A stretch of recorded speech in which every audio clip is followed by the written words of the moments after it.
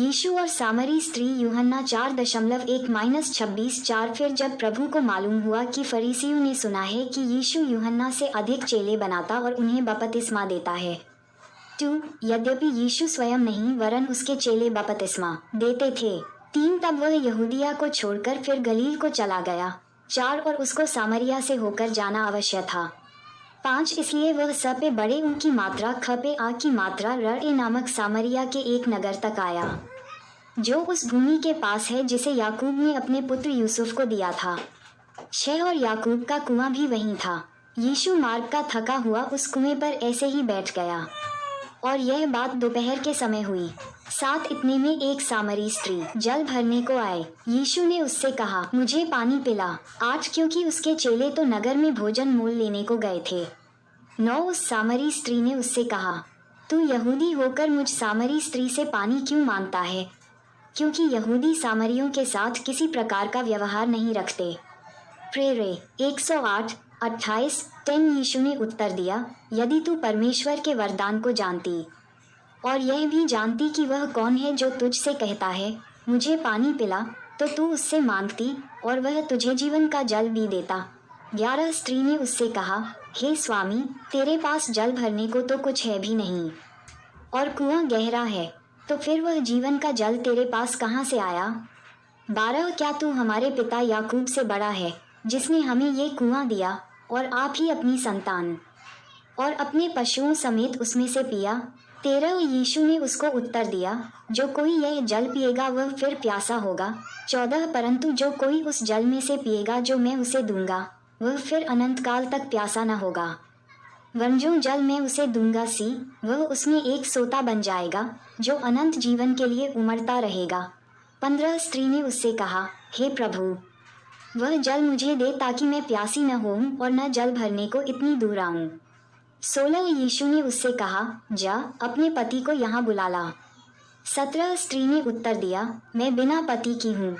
यीशु ने उससे कहा, तू ठीक कहती है, मैं बिना पति की हूँ। 18 क्योंकि तू 5 पति कर चुकी है और जिसके पास तू अब है वह भी तेरा पति नहीं, ये तूने सच कहा है। 19 स्त्री ने उससे कहा, हे प्रभु, मुझे लगता है कि तू भविष्यद्वक्ता है। 20 हमारे पूर्वजों ने इसी पहाड़ पर भजन किया और तुम कहते हो कि वह जगह जहाँ भजन करना चाहिए यरूशलेम में है। व्यव 11:29। 21 यीशु ने उससे कहा, हे नारी, मेरी बात का विश्वास कर कि वह समय आता है कि तुम न तो इस पहाड़ पर पिता का भजन करोगे न यरूशलेम में।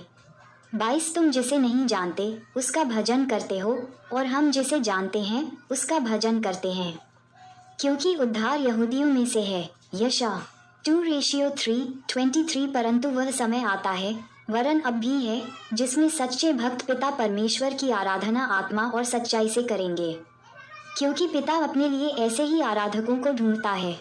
24 परमेश्वर आत्मा है और अवश्य है कि उसकी आराधना करने वाले आत्मा और सच्चाई से आराधना करें।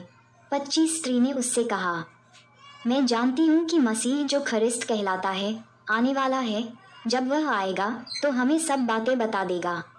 26 यीशु ने उससे कहा, मैं जो तुझसे बोल रहा हूँ वही हूँ।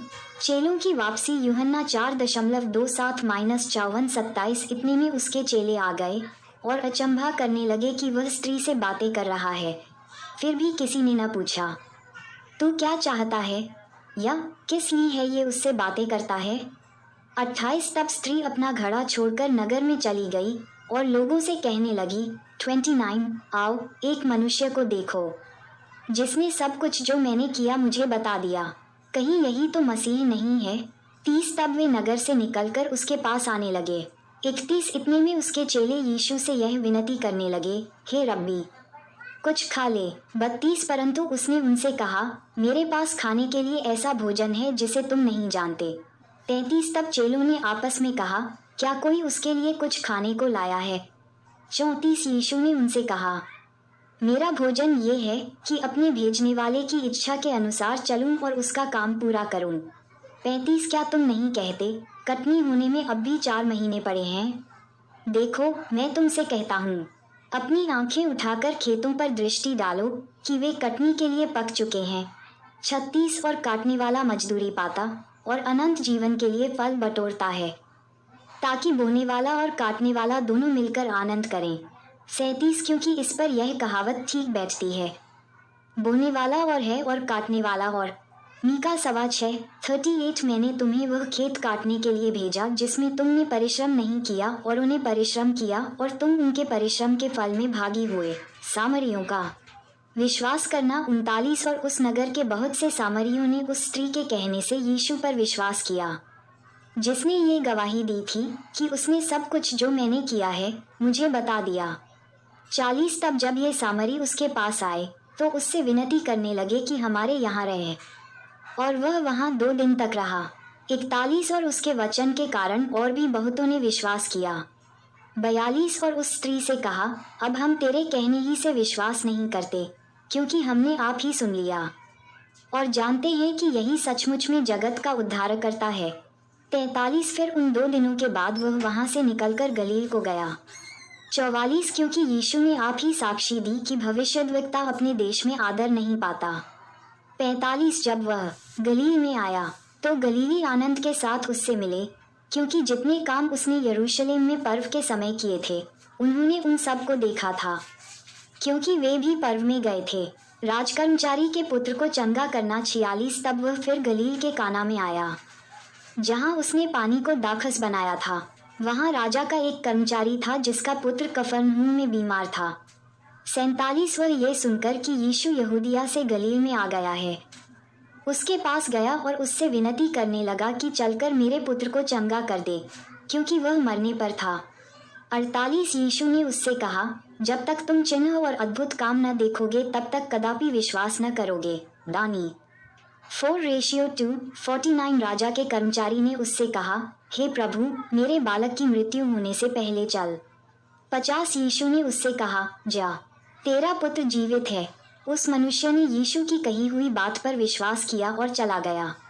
51 वह मार्ग में जा ही रहा था कि उसके दास उससे आ मिले और कहने लगे, तेरा लड़का जीवित है। 52 उसने उनसे पूछा, किस घड़ी वह अच्छा होने लगा? उन्होंने उससे कहा, कल 7वें घंटे में उसका ज्वर उतर गया।